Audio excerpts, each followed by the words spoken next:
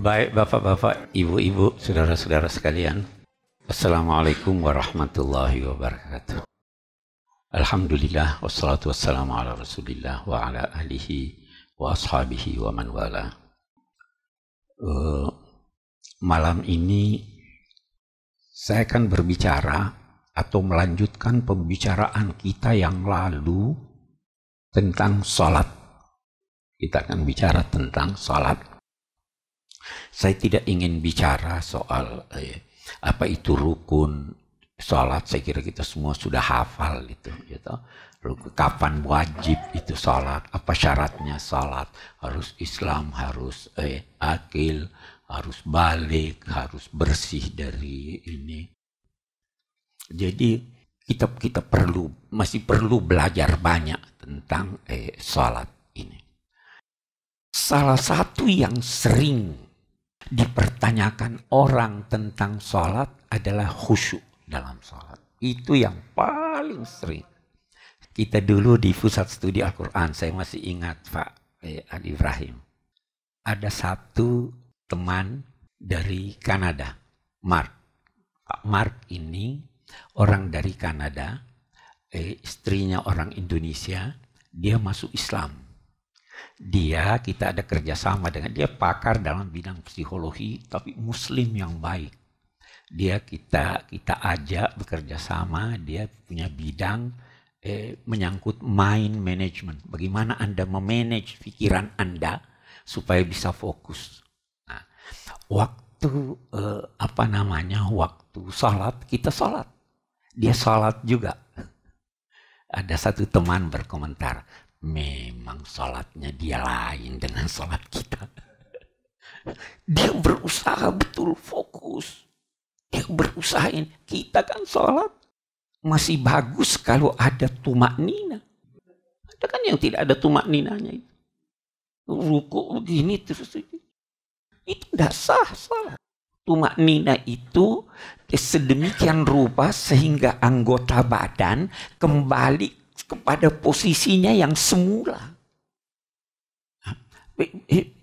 Menyangkut khusyuk begitu juga persis. Ada orang yang menuntut khusyuk yang menjadikan seseorang itu lupa diri. Tidak tahu lagi apa yang di sebelah kiri dan kanannya. Itu kalau bisa begitu bagus, tapi tidak semua orang bisa begitu. Kalau sekali bisa begitu, 2 kali bisa begitu, Nabi pun tidak selalu begitu. Saya dulu pernah memberi contoh, sebentar saya akan kemukakan bagaimana pendapat seorang ulama. Kita bisa setuju dengan pendapatnya, bisa tidak. Tapi yang saya beri contoh begini. Allah mengundang Anda untuk sholat. Ayo kemari minta sama saya, mau apa? Kita dikasih kesempatan 50 kali. Waduh capek Tuhan 50 kali. Akhirnya 5 kali aja kan. Oke, baguslah. Minta. Syaratnya ada. Lakukan syarat itu. Nah sekarang yang diundang, yang diminta untuk datang ini sikapnya bermacam-macam. Saya ingin mengambil yang mudah deh dulu kita lihat. Saya tidak mau sebut dulu pendapatnya Ibnul Qayyim yang saya anggap mungkin untuk masa kita sekarang ini agak repot gitu. Allah berkata, ayo mari sholat. Ada orang, apa sholat? Tidak perlu. Ada yang begitu. Ada orang berkata begini, enggak enak ya, diundang, enggak datang. Dia datang. Tapi dia tidak ngerti. Yang penting dia lihat orang, oh ini orang berdiri, ini orang duduk, dia ikut. Padahal dia tidak mengerti, dia hanya datang karena segen diundang. Yang ketiga, ada datang, oh iya ini perlu saya datang ini. Dia datang dengan hati yang tulus untuk datang, tetapi waktu dia datang itu pikirannya macam-macam. Bisa begitu. Itu Imam Abu Hanifah pernah kasih nasihat satu orang. Dia kehilangan barang. Oh kamu hilang barang. Pergi sholat. Bagaimana? Nanti setan datang sama kamu beritahu kamu itu barang. Jadi seperti orang masuk ke pameran lukisan diundang, dia datang, dia ngerti sedikit ini begini, baru dia ngobrol sama orang ini begini. Dia bertanya, bagus itu. Ada yang waktu diundang, wah saya dapat kehormatan nih diundang. Dia datang, dia ini pokoknya berusaha sebaik mungkin. Nah, yang terakhir, yang tertinggi ini begini. Ya Allah, kehormatan saya dapat kamu undang saya. Ya Allah, kamu minta saya bermohon kepadamu. Saya ingin bermohon kepadamu. Banyak sekali yang saya minta. Banyak keperluan saya. Waktu dia sujud, dia menganggap dirinya saya sekarang paling dekat sama Tuhan. Lama dia sujud. Kalau kita ibaratkan dengan lukisan tadi, dia sudah tenggelam dalam lukisan itu. Ada yang tepuk dia tidak rasa lagi. Itu tingkat tertinggi dari khusyuk. Nabi tidak selalu seperti itu. Buktinya ada anak menangis, dia masih dengar anak menangis, dia percepat salatnya, ya kan? Cucunya datang di punggungnya, naik kuda. Lama dia sujud.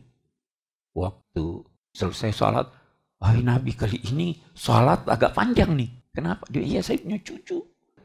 Cucu ini kalau orang punya cucu. Ya kan? Yang penting, hemat saya sekarang, Anda datang dan berusaha belajar. Jangan berkata, waduh saya nggak mau datang. Sholatlah. Sama dengan yang tadi ini, dia masuk, saya segan saya dipanggil. Yang masuk di pameran, iya kita datang. Berusaha belajar. Oh ini kenapa begini, ini kenapa begitu. Untuk tahap pertama sudah cukup. Itu Buya Hamka ada beri contoh saya kira bagus. Beliau berkata begini, orang yang berhubungan dengan Allah itu pada mulanya sulit. Beliau beri contoh seperti orang yang mencari stasiun radio. Dia harus gelombang, ya. Dia harus putar pelan-pelan. Terkadang suaranya kecil, ada storing, ya. Kalau dia berhenti memutar, begitu terus. Harus pelan-pelan sampai akhirnya itu tepat. Dan dia akan mendengar suara apa yang dia inginkan. Stasiun radio yang dia cari, dia dapat. Nah, begitu katanya sholat.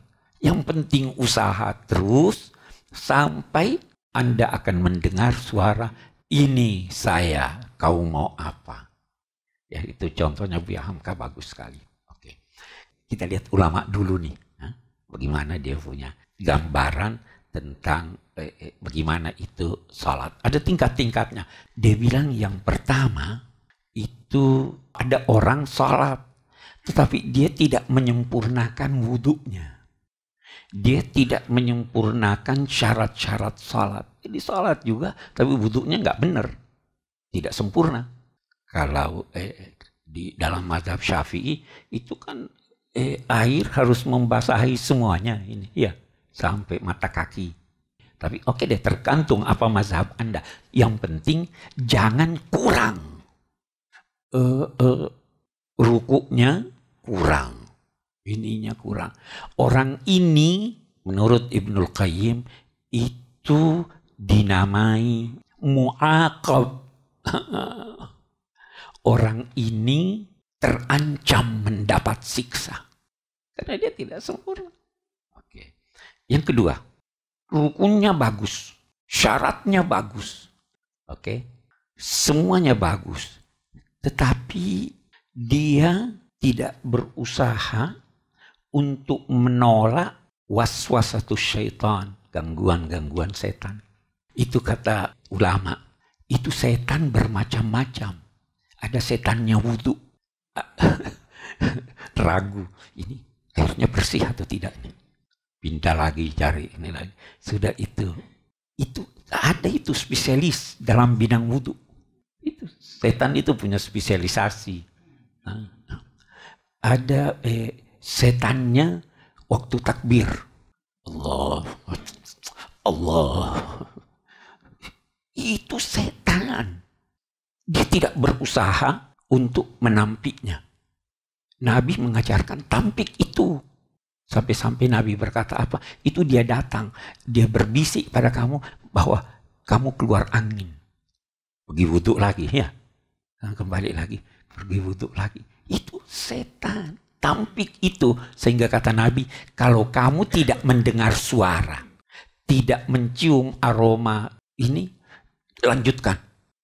Nah, ada orang yang sudah bagus semuanya ini, tapi keraguan ini, gangguan setan terlalu banyak. Salat begitu, ada datang lagi, oh ini bisnis saya bagaimana nih? Ya kan begitu. Dan dia terbawa oleh itu. Orang yang semacam ini menurut Ibnul Qayyim itu dinamai muhasab. Muhasab itu artinya akan dimintai tanggung jawabnya. Kalau yang tadi terancam disiksa, ini kenapa kamu begitu? Mungkin ya Allah saya ada kenal satu orang itu kalau mau salat ya Allah lamanya. Wudunya berapa itu setan. Karena itu untuk menampi itu dalam konteks apapun ada rumus keyakinan tidak bisa dibatalkan oleh keraguan. Al-yaqinu la yuzalu bisyak. Tadi saya sudah wudu, yakin. Ini sekarang saya sudah batal atau tidak? Masih ada wudunya atau tidak? Masih, karena Anda yakin. Tadi ini berapa rakaat? 4 atau 3? Apa yang Anda yakini? Ragu tidak bisa membatalkan yang itu. Supaya Anda tenang dalam sholat. Anda punya pegangan. Tidak muhasab ini istilahnya. Nah, ada yang ketiga. Yang ketiga ini semua sudah bagus, tetapi dia berjuang untuk mengenyahkannya. Nah, berjuang untuk mengenyahkannya. Orang semacam ini dinamainya mukaffar anhu, diampuni kesalahannya. Karena Anda sudah berjuang. Berhasil atau tidak soal belakang. Yang penting Anda berjuang. Yang keempat, dia sempurna semuanya. Dia tinggalkan semua waswasa dan berusaha sekuat kemampuannya untuk mengenyahkannya sehingga tidak hinggap lagi dalam hatinya rasa ragu. Orang yang semacam inilah yang dinamai musab, orang yang dapat pahala. Tinggal kan? Kita bisa ukur diri kita ini bagaimana. Yang terakhir itu orang yang sudah tidak ada lagi. Sudah tenggelam. Ini tadi yang sudah tenggelam. Dia tidak ada lagi ingat sesuatu selain dari Allah. Cinta Allah. Hadir di hadapannya Allah. Saya pernah dengar, saya punya guru saya Habib Abdul Qadir Bilfaqih di Malang. Saya masih nyantri di sana. Dia bilang begini. Ada satu orang sholat. Allah. Lagi. Allah, setelah 3 kali baru dia berkata Allahu Akbar. Habis sholat ditegur oleh orang sampingnya. Kamu kok tadi sampai 3 kali Allahu Akbar? Dia bilang, kamu berbahagia sekali aja sudah bisa. Saya setelah 3 kali baru saya lihat Ka'bah di depan saya. Setelah 3 kali. Ini orang tingkat tinggi ini. Ka'bah ada di depan saya. Jadi sudah tenggelam dia di dalam sholatnya. Sehingga dia sudah lihat itu. Ini muqarrab. Orang yang didekatkan kepada Allah. Itu khusyuk. Tapi yang penting. Sekali lagi kalau kita ukuran kita sekarang. Yang penting Anda mau. Anda sholat 5 kali sehari. Itu minimal. Berusaha dari saat ke saat menyempurnakan sholat Anda. Nanti sedikit demi sedikit insya Allah kalau sudah makin tua makin mantap. Oke.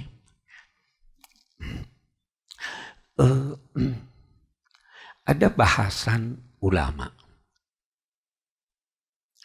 Bagaimana khusyuk bisa kita dapatkan. Itu dalam Al-Quran ada dikatakan begini. Wasta'inu bis-sabri was-salah wa innaha lakabiratun illa 'alal khasyi'in. Kalau kita bicara dalam konteks doa, ayat ini menyebut dua hal. As-sabr was-salah. Mintalah bantuan. Ista'inu. Aun itu bantuan. Mintalah bantuan untuk meraih apa yang kamu inginkan dengan sabar dan salat.